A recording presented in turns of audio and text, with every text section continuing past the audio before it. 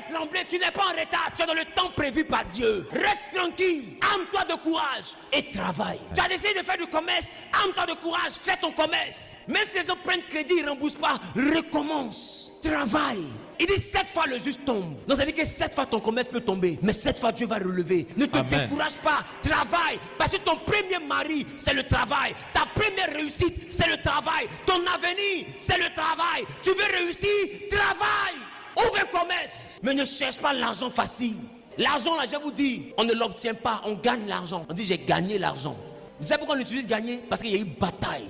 L'argent est têtu. C'est seuls les violents qui le maîtrisent. Tu dois gagner l'argent. Parce que tout argent qu'on n'a pas gagné finit par nous quitter. Tout argent que tu n'as pas gagné, tu ne sauras pas le gérer. Tout argent que tu as eu facilement, tu ne sauras pas le gérer. Voilà pourquoi vous remarquez qu'il y a nos jeunes frères qui se livrent à des actes d'arnaque et autres. Regardez, est-ce que l'argent dure avec eux? Jamais. Ça ne dure pas.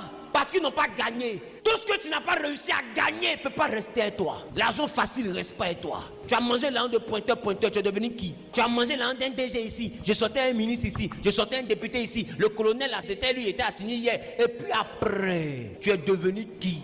Tu as construit quoi? Prends le temps et puis remarque. Ce que tu n'as pas reçu par ton travail, il reste pas à toi. Entre l'argent et toi, il y a une bataille. C'est pourquoi Dieu dit c'est à la sueur de ton front. Dieu n'est pas con. Il dit la sueur de ton front. Il n'a pas dit la sueur de tes fesses. L'argent respecte la sueur du front.